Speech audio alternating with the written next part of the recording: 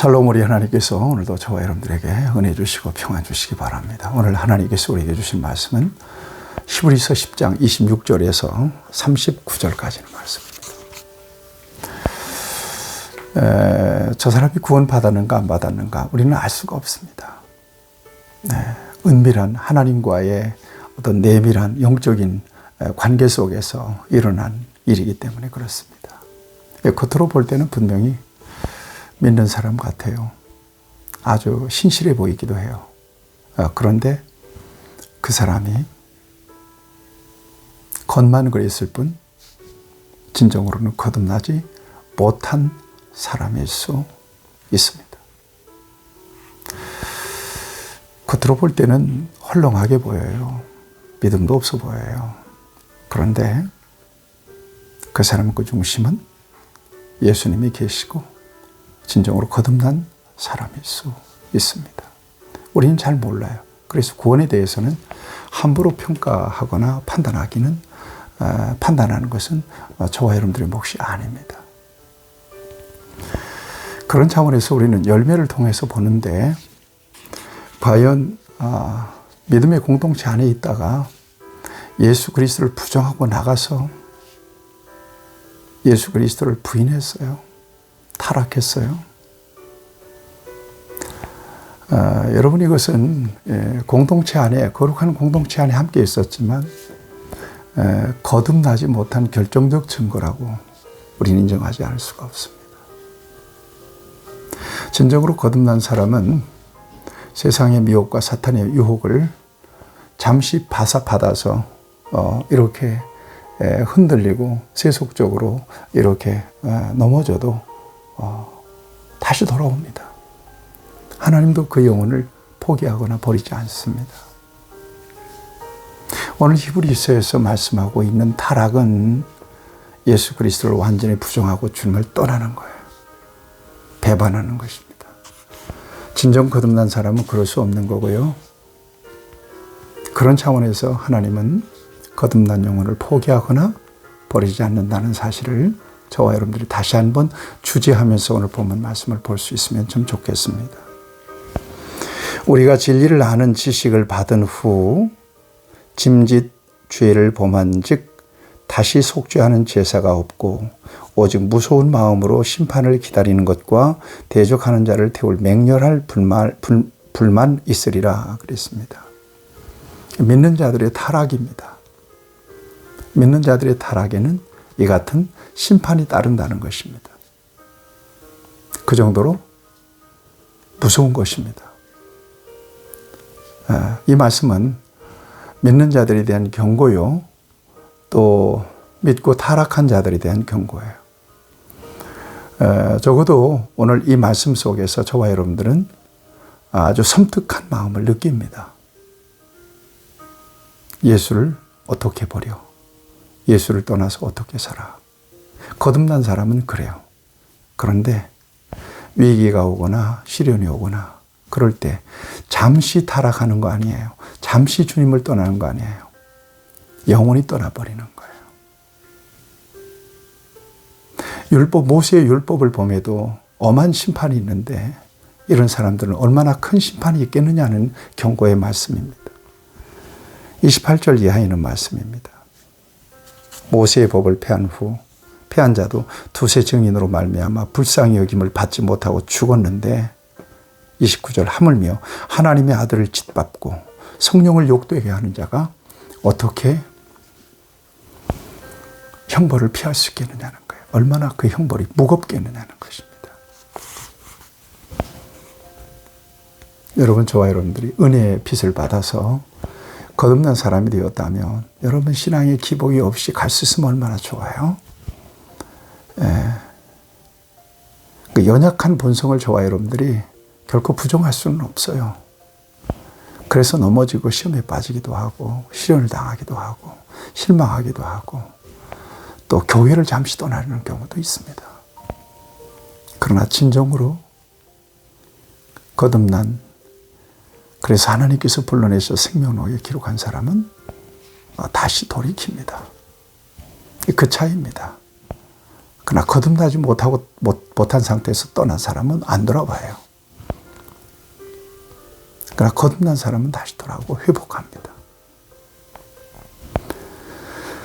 그런 차원에서 오늘 이 말씀은 믿는 자들에게 대한 자신의 점검, 신앙 점검, 그 다음에 믿다가 주님을 떠난 사람들, 이것도 쉽게 평가할 수 있는, 판단할 수 있는 것은 아닙니다. 그들에 대한 새로운 관점을 저와 여러분들에게 제시해 주고 있는 것입니다. 32절, 전날에 너희가 빛을 받은 후에 고난이 큰 싸움을 견뎌낸 것을 생각하라. 진정으로 빛을 받았다. 거룩한 하나님의 백성으로 거듭났다. 이런 사람들은 고난의 큰 싸움을 견뎌낼 수 있는 사람입니다. 그렇다고 해서 떠나는 사람이 아니라는 거예요. 그래서 구원이 이루어지는 사람이 아니라는 거예요. 이해하시겠습니까? 견뎌내는 사람입니다. 혹은 비방과 환난으로서 사람에게 구경거리가 되고 혹은 이런 형편에 있는 자들과 사귀는 자가 되었으니 그래서요. 믿는 사람들, 같은 고난 안에 있는 사람들과 함께 사귐을 갖는 그야말로 목숨을 걸고 믿음을 지켜내고 예수 그리스도를 붙잡고 살아가는 사람들이 바로 그런 사람들이었다는 것입니다. 믿는 사람들과 자기의 신상에 피해를 볼까 봐서 유익 때문에 거리두기 하지 않았다는 겁니다.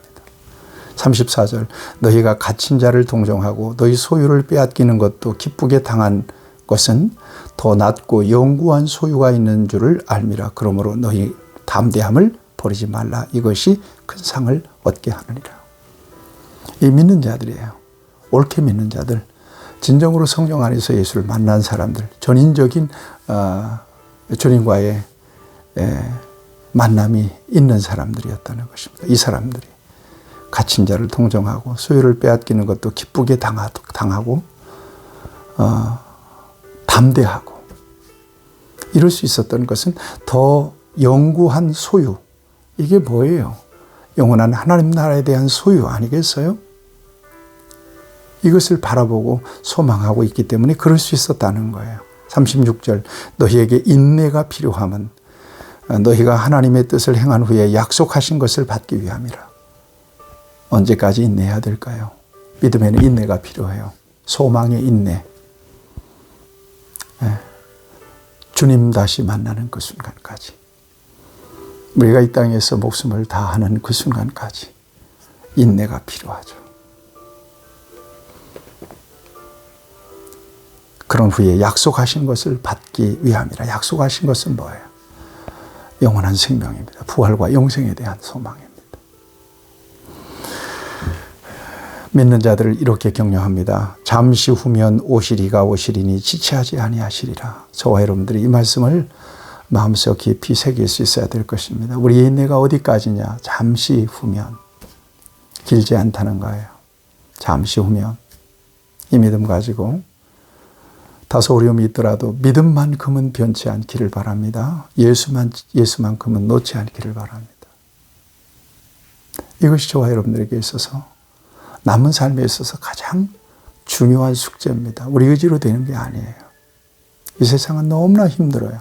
믿음을 지켜내기가 엄청나게 어렵습니다. 사탄의 유혹과 시험은 너무나 많습니다. 육신의 한계는 너무나 많습니다. 우리의 힘으로 안 돼요. 하나님의 은혜가 필요해요. 우리가 믿는 것은 오직 우리가 구원받고 영생에 참여하는 것은 믿음으로 말미암아 된다. 38절입니다. 나의 의인은 믿음으로 말미암아 살리라. 또한 뒤로 물러가면 마음이 그를 기뻐하지 내 마음이 그를 기뻐하지 아니하리라 하시느니라. 믿음으로 말미암아 사는 사람. 그 믿음의 정진만 있지 뒤로 물러서서는 안 된다는 거예요.